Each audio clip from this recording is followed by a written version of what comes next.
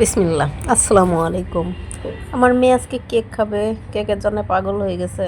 এই আসো, কেক বানাই। হ্যাঁ তো সব কিছু নিয়ে আসো। এই তো ডিম আমি এই যে আলাদা করে দিচ্ছি। কুসুম, তুমি তো আলাদা করতে পারবে না। হ্যাঁ আমি এই যে আলাদা করে দিচ্ছি। আগে সাদাটুকু নিয়ে নিচ্ছি। কুসুম দুইটা আমি আলাদা বাটিতে রেখে দিলাম। তো দেখেন আমার মেয়ে বিটার দিয়ে বিটার করতেছে, কিছুই হচ্ছে না। তো আমি একটু করে দিচ্ছি। হ্যাঁ, তো দেখেন বিটারে কি সুন্দর বিটার হয়ে গেছে। তো আমি এর মধ্যে চিনি দিয়ে দিব আস্তে আস্তে। একবারে চিনি নিয়েছি, ওইটা আস্তে আস্তে দিব। তো এই তো আস্তে আস্তে বিটার না করে দিলে নিচ্ছি। কিন্তু তোমাদের কেক ফুলবে না। তাই হ্যাঁ তো এই তো বিটার করে নেওয়া হচ্ছে। আমার কাছে খুব বিরক্ত লাগে এই কেক বানানো, কিন্তু আমার মেয়ে মাঝে মাঝেই বলবে খাবো খাবো, কেক খাবো। এই তো ডিমের কুসুম আর একটা দিয়ে দিলাম। দুইটা ডিম ভেঙেছিলাম, তো একটা দিয়ে দিলাম, বাকিটাও দিয়ে দিলাম। তো এখন বিট করে নিচ্ছি। বিট করে নিব। তোমাদের কাছে যদি বিট না থাকে তাহলে তোমরা অন্য কিছু দিয়ে বিটার না থাকলে হ্যান্ড বিটার বা কাঁটা চামচ দিয়েও করা যাবে। করতে পারো। তো দেখেন ডিম দিয়ে বিটারটা করা হয়ে গেল। আমরা দিব ময়দা, ময়দার সঙ্গে কর্নফ্লাওয়ার, বেকিং পাউডার দিব, এন্ড দেন হচ্ছে চেলে নেব। একটু লবণও অ্যাড করেছি।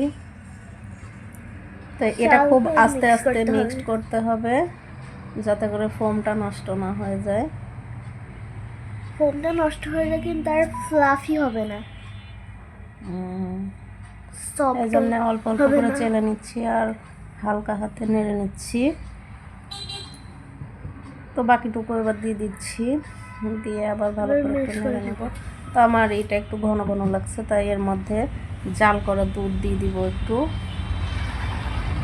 তোমরা চাইলে গুঁড়া দুধও দিতে পারো যদি তোমাদের না থাকে। তো আরেকটা কথা, আমরা কিন্তু ডিমের সাদা অংশে তেল দেইনি, দিয়েছিলাম বাটার। আর এখন একটু ভ্যানিলা এসেন্স দিয়ে দিলাম। তো মোল্ডের মধ্যে একটু তেল ব্রাশ করে একটা কাগজ দিয়ে নিয়েছি। এখন এটা আবার একটু চেলে দিয়ে দিলাম কড়াইয়ে। তো দেখেন আমাদের কেকটা হয়ে গেছে। মাশাআল্লাহ, কেকটা অনেক সুন্দর হয়েছে। আর দেখেন কতটা ফুলে গেছে। তবে সিলভারের ঢাকনা দিয়ে ঢাকলে কেক কিন্তু ভালো ফুলে।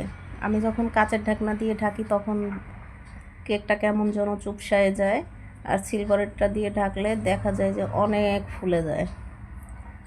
তো দেখেন মেয়ে এখন কেকটা ঢেলে নিচ্ছে। বেরই হচ্ছে না কেন? ইজিলি তো বের হলো, তেল ব্রাশ করা না। এখন কাগজটা ছিঁড়ে নিচ্ছে। ওর তো মনে হচ্ছে যে ওর কাটাকাটি লাগবে না, ও এমনি খেয়ে নেবে, এরকম একটা অবস্থা। ওর যখন কেক খাইতে ইচ্ছা করে তখন ও এভাবেই তাড়াহুড়া করে কেক বানানোর জন্যে। তো দেখেন কেকটা একদম দুপুরবেলা একটু শুইলাম মাত্র, সে এখন কেক খাবে। আবার উঠলাম, উঠে কেক বানানো হলো। দেখেন কত সফট হয়েছে। অনেক সফট হয়েছে, অনেক। আমি একটু হাত দিয়ে নেড়ে চেড়ে দেখলাম। তো দেখেন কাটতেছে, মানে শুধু তাড়াহুড়া কাটতে যায় যে ভেঙেও ফেললো একটু। তো যাই হোক, ভাঙাটুকু আমি খাবো। তো দেখেন কি সফট হয়েছে কেকটা, পুরো স্কুইশ হয়ে যাচ্ছে। তো যার যখন ইচ্ছা হবে কেক খাইতে, আমার মেয়ের মতো কেক খাইতে মন চাবে, তাড়াহুড়া করে উঠবেন আর সব কিছু রেডি করে কেক বানায় এভাবে খেয়ে নেবেন। তো এই তো দেখেন কি সুন্দর হয়েছে, একটু খেয়ে দেখাও। হ্যাঁ খাচ্ছি। দেখেন খুব খুশি খাইতে পেরে। খুব মজা মজা হয়েছে, খুব মজা। তুমিও খাও। তো এই তো কেকগুলো আসলে অনেক সুন্দর হয়েছে কেকটা। তো এভাবে বাসায় বানায় খেয়ে নেবেন। বাইরের কেক তো স্বাস্থ্যসম্মত না,